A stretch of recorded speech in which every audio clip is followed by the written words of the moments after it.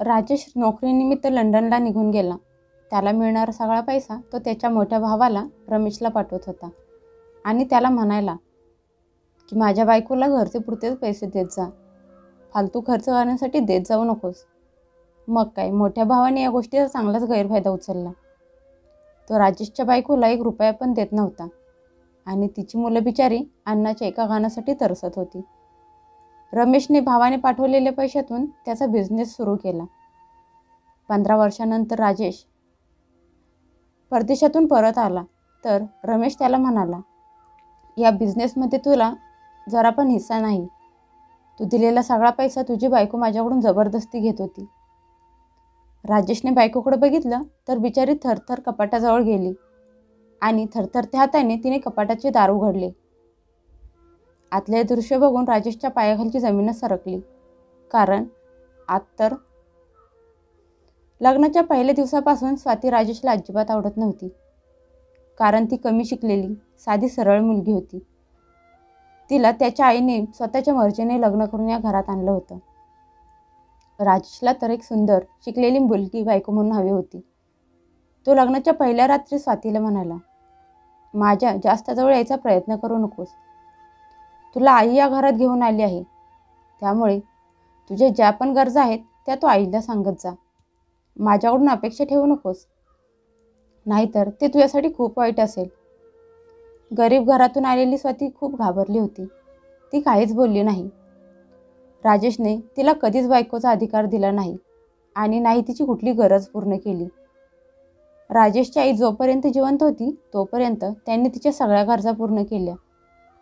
तिला जर काही पैसे हवे असतील तर ती सासूला सांगायची, मग सासू तिला पैसे द्यायची. तिची सासू खूप चांगली बाई होती. तिच्याजवळ पैसे असेल तर द्यायची, नाहीतर तिला समजावून सांगत असायची की आत्ता माझ्याजवळ पैसे नाहीत. स्वातीने पण त्यालाच तिचं नशीब मानलं होतं. कुणाशीही न बोलता घरातली सगळी कामं करत असायची. कमी शिकलेली होती पण सगळ्या कामात निपुण होती. त्या आल्यापासून तिने घराला स्वर्ग बनवले होते. राजेशच्या सगळ्या गोष्टी जागच्या जागी ठेवलेल्या असायच्या. जेवण पण ती खूप चविष्ट बनवत होती. घरातली सगळी तिच्यासोबत खूप खुश होती. पण राजेशला तिच्यात अजिबात आवड नव्हती. मनात नसताना पण तो स्वातीसोबत थोडंसं बोलत होता. राजेशच्या मोठ्या भावाचं लग्न झालं होतं. त्याच्या बायकोला मेघाला न जाणे स्वातीशी काय दुश्मनी होती. रमेश आणि मेघाचं लव्ह मॅरेज झालं होतं, त्यामुळे तिच्या सासूला ती अजिबात आवडत नव्हती. राजेशची आई प्रत्येक गोष्टीत स्वातीचं मत घ्यायची, त्यामुळे मेघाच्या डोळ्यात स्वाती टोचत होती. सासूच्या निधनानंतर तर स्वातीला असं वाटत होतं की सगळ्या दुनियेने तिच्याकडे तोंड फिरवलं आहे. मेघाने घरातल्या सगळ्या कामातून काढता पाय घेतला होता. स्वाती सकाळी लवकर उठायची आणि घरातली सगळी कामं करत असायची. तिला असं थकलेलं बघून राजेशला खूप राग यायचा. तो तिला म्हणायचा की कधीतरी तयार होऊन फ्रेश राहत जा. बाहेरच्या मुली बघ कशा सजल्या सवरलेल्या असतात आणि मेघावाईनी पण बघ ना कशी स्वतःवर लक्ष देत असते. दादासोबत तिची जोडी किती छान दिसते. एक तू आहेस, माझ्यासोबत उभी राहिलीस की असं वाटतं की कोणीतरी कामवाली बाई उभी आहे. मला तुझी खूप घाण वाटते. राजेश तिला खूप सुनावत असायचा. नवऱ्याचं बोलणं ऐकून तिच्या डोळ्यात पाणी यायचं.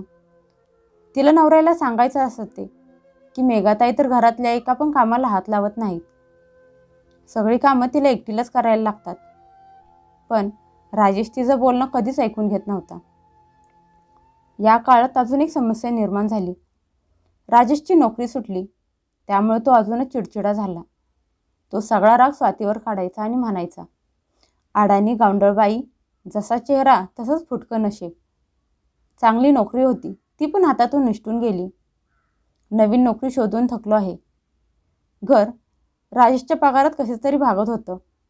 पण रमेश खूप चतुर होता, कारण त्याने कधीच त्याचा सगळा पगार घरात दिला नव्हता आणि आता तर देत असलेल्या पैशातून अजून पैसे कमी केले होते. राजेश फक्त स्वतःची भूक भागवण्यासाठी स्वातीजवळ जायचा.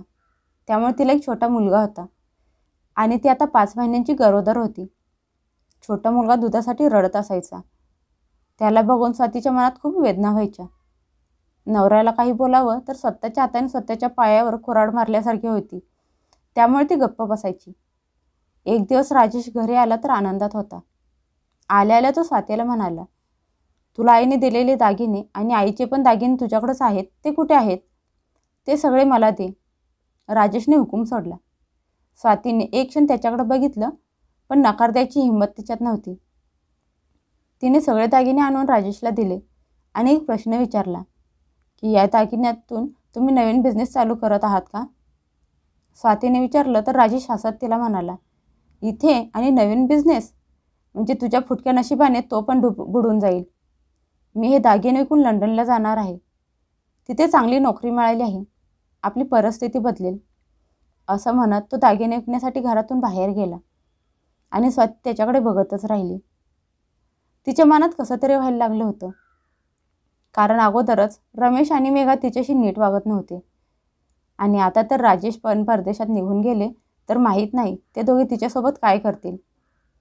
पण राजेश पण काही कमी नव्हता. पण म्हणतात ना की बाईला नवऱ्याचा आधार असतो, मग तो कसाही असला तरी तिचा असतो. राजेश दागिने विकून लंडनला जायची तयारी जोशात करत होता. स्वातीचा छोटा मुलगा आज आईजवळ गाडीसाठी खूपच हट्ट करत होता, कारण ती गाडी त्याने मेघाच्या मुलाजवळ बघितली होती. स्वाती त्याला समजावून थकली होती. शेवटी थकून तिने मुलाला घट्ट मिठी मारली आणि म्हणाली, तुझे बाबा लंडनला जात आहेत. तिथे गेल्यावर खूप सगळे पैसे पाठवतील. मग त्या पैशातून मी तुला एक नवीन गाडी घेऊन देईन. आईचं बोलणं त्याला समजलं नाही, पण तो नवीन गाडी मिळणार म्हणून खूप खुश झाला. राजेश थोडा वेळ स्वातीकडे बघत उभा राहिला. त्याच्या मनात तिच्याविषयी खूप तिरस्कार निर्माण झाला. घरातली सगळी कामं करून ती खूप कमजोर आणि थकलेली दिसत होती. राजेश खोलीतून बाहेर आला. समोर त्याचे दादा वहिनी हसत होते. त्याला त्याची वहिनी खूप आवडत होती, कारण ती दिसायला सुंदर आणि समजदार होती. रमेश पुढे आला आणि म्हणाला, झाली का सगळी तयारी बाहेर जायची? राजेश म्हणाला, हो, पण बघ ना दादा, ही मूर्ख बाई मी अजून इथे पोहोचलो पण नाही आणि आत्ताच माझ्या कमाईवर नजर ठेवून बसली आहे की तिथून खूप सारे पैसे पाठवून देईन आणि ही उधळत बसेल. दिराचे बोलणे ऐकून मेघाचे कान उभे राहिले. रमेश पण गंभीर झाला. तेवढ्यात राजेश म्हणाला, दादा, मला नोकरी मिळाली की मी सगळे पैसे तुझ्या खात्यावर पाठवत जाईन. जर स्वातीने तुला पैसे मागितले तर तिला गरजे पैसे देत जा. त्या व्यतिरिक्त एक पैसा पण जास्त देऊ नकोस. सगळे पैसे तुझ्याजवळ साठवून ठेव. काही वर्षांनंतर मी परत येईन आणि नवीन बिझनेस चालू करेन. जर सगळे पैसे मी या बाईला पाठवले तर मी परत येईपर्यंत सगळे पैसे खर्च करून टाकेल आणि तशीही तिला पैशाची काय गरज आहे. असं स्वतःशी बोलत राजेश निघून गेला.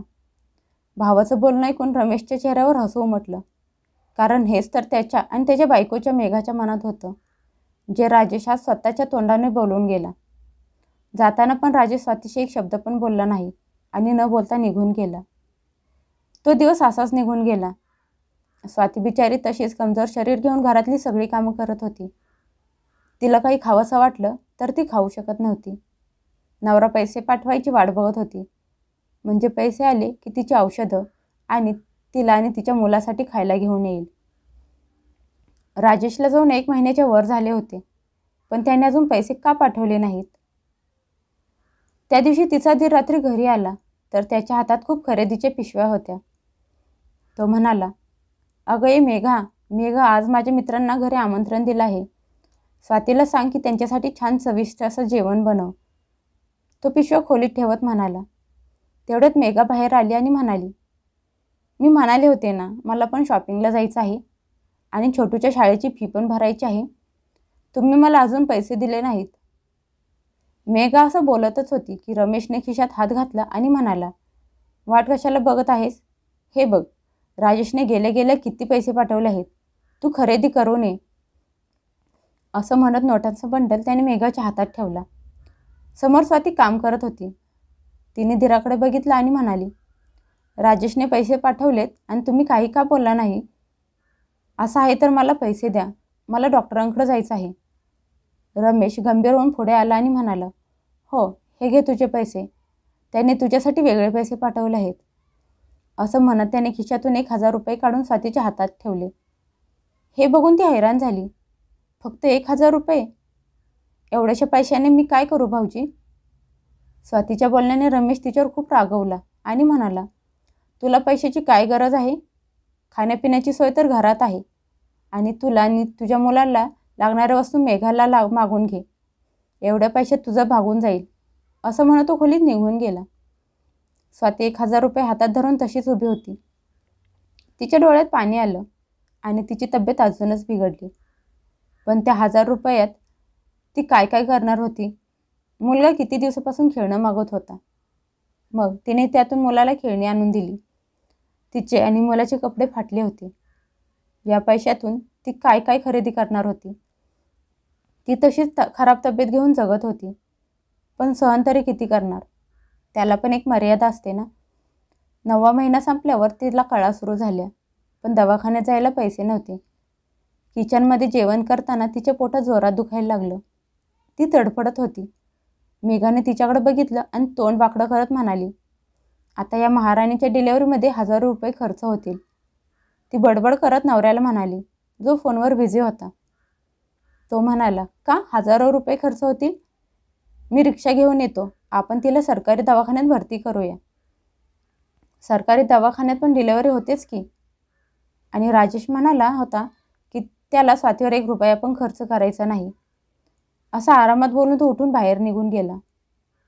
थोड्या वेळात रिक्षा आल्यानंतर शेजारणीसोबत स्वातीला दवाखान्यात पाठवून दिलं. पण स्वतः दवाखान्यात जाणं गरजेचं समजलं नाही. दवाखान्यात पेशंटची लाईन लागली होती. डॉक्टरांनी तिचं ऑपरेशन करायला सांगितलं. शेवटी शेजारी थकून रात्री घरी निघून आली आणि स्वाती बेवारस असल्यासारखी दवाखान्यात पडून होती. तिचा नंबर आल्यावर डॉक्टरांनी तिची डिलिव्हरी केली. तिने एका गोंडस मुलीला जन्म दिला होता. ती रडत होती. जर तिच्या नवऱ्याला तिची काळजी नाही तर दुसऱ्याकडून कशी अपेक्षा करणार? डॉक्टरांनी औषधाची चिठ्ठी तिच्या हातात दिली आणि म्हणाले, इथे उपचार मोफत होतात, पण औषधे स्वतः विकत आणायला लागतात. बाहेर जाऊनही विकत घे. डॉक्टरांनी बजावून सांगितलं. स्वाती उठून उभी राहिली. बाहेर आली, रिक्षात बसली आणि घरी आली.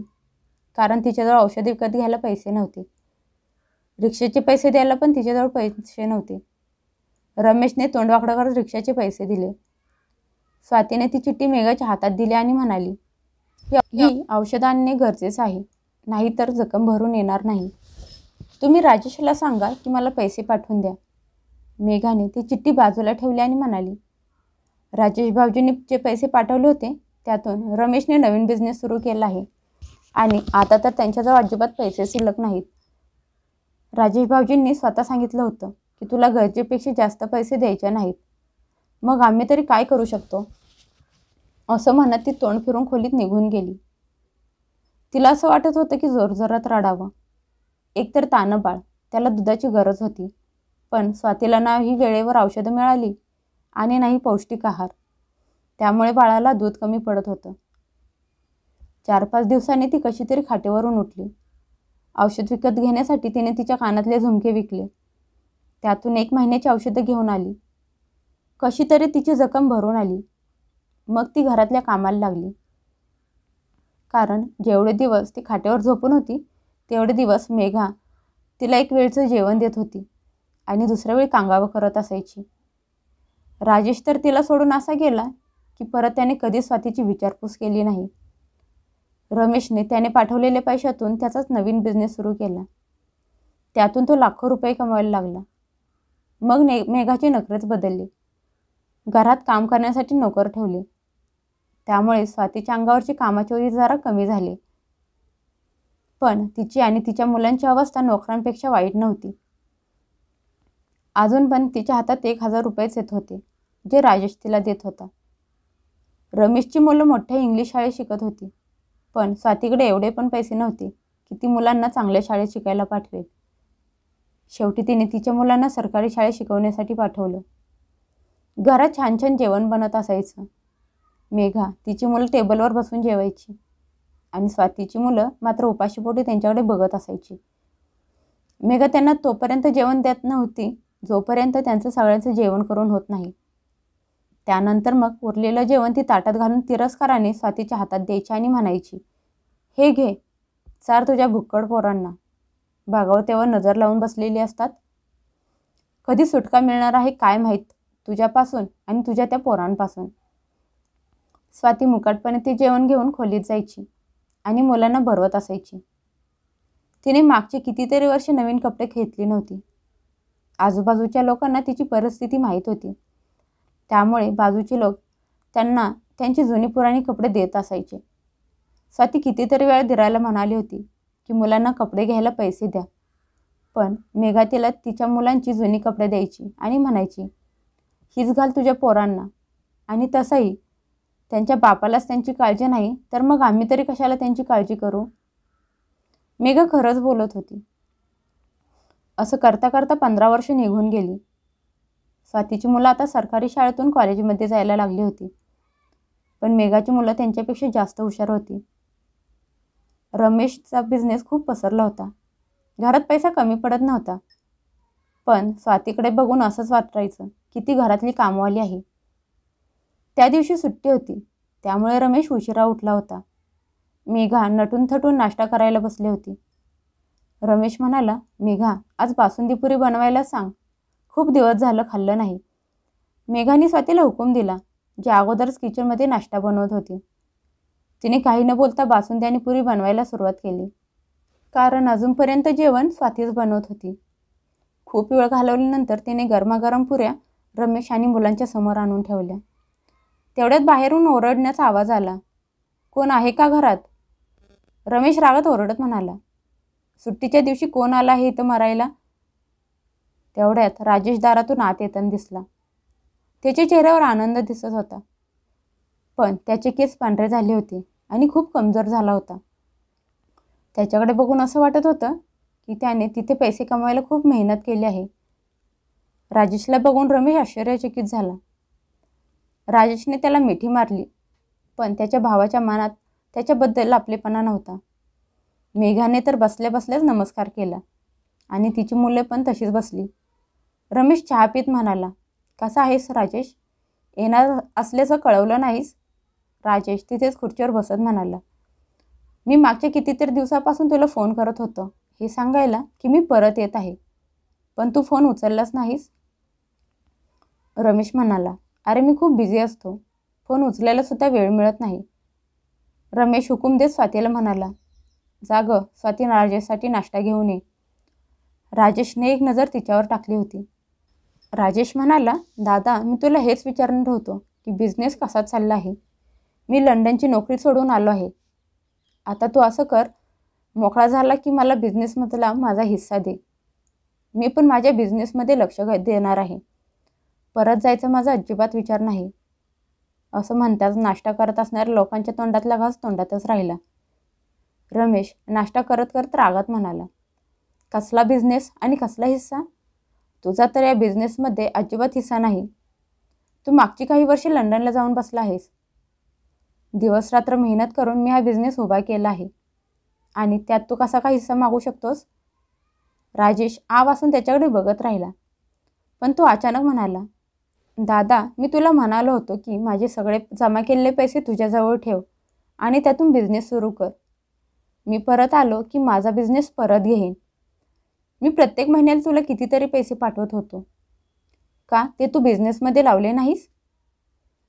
रमेशने मोठा श्वास घेतला आणि म्हणाला, अरे राजेश, पहिले तू तुझ्या बायकोला विचार की सगळे जमा केलेले पैसे कुठे गेले. प्रत्येक महिन्याला तू पैसे पाठवत होतास आणि ही महाराणी ते सगळे पैसे तिच्या आयुष्यामध्ये उडवत होती. तिने कधीच ते पैसे मला वापरून दिले नाहीत. मी तर माझ्या मेहनतीने मुलांना शिकवलं आणि हा बिझनेस उभा केला. त्यातून तुला एक फुटकी कवडी पण देणार नाही. आणि हो, जर तुला तू पाठवलेल्या पैशांचा हिशोब पाहिजे असेल तर तुझ्या बायकोला विचार. रमेश रागात उठून उभा राहिला. मेघा पण उभी राहिली आणि सगळे निघून गेले. पण राजेशच्या पायाखालची जमीनच सरकली. तो विचार करू लागला की 15 वर्ष मेहनत करून घरी पैसे पाठवत होतो, पण आता तर इथे काहीच उरलं नाही. स्वाती किचनमधून त्याच्यासाठी नाश्ता घेऊन येत होती. सगळं बोलणं तिने ऐकलं होतं. तिचे हात पाय थरथरत होते. राजेशने रागात तिच्याकडे बघितलं आणि म्हणाला, मी हे सगळं काय ऐकत आहे?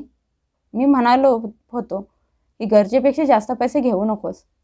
मग मी पाठवलेले पैसे कसे काय खर्च केलेस तू? तू तर मी विचार केला त्यापेक्षा वाईट आहेस. नाश्त्याची प्लेट जमिनीवर आपटत राजेश रागात जोरात ओरडत होता. स्वाती खूप घाबरली होती. मी माझी सगळी जवानी मेहनत करत राहिलो आणि बाहेर बघ, दादाची मोठी गाडी, हे घर, हा बिझनेस त्याचा आहे आणि माझ्या हातात काय आहे? तुझ्यासारखी मूर्ख बाई, माहीत नाही मुलांवर कसे संस्कार केले असतील. दाखव मला, मी मेहनत करून पाठवलेल्या पैशातून तू काय काय खरेदी केले आहेस? राजेश जागेवरून उठला तशी स्वाती घाबरली.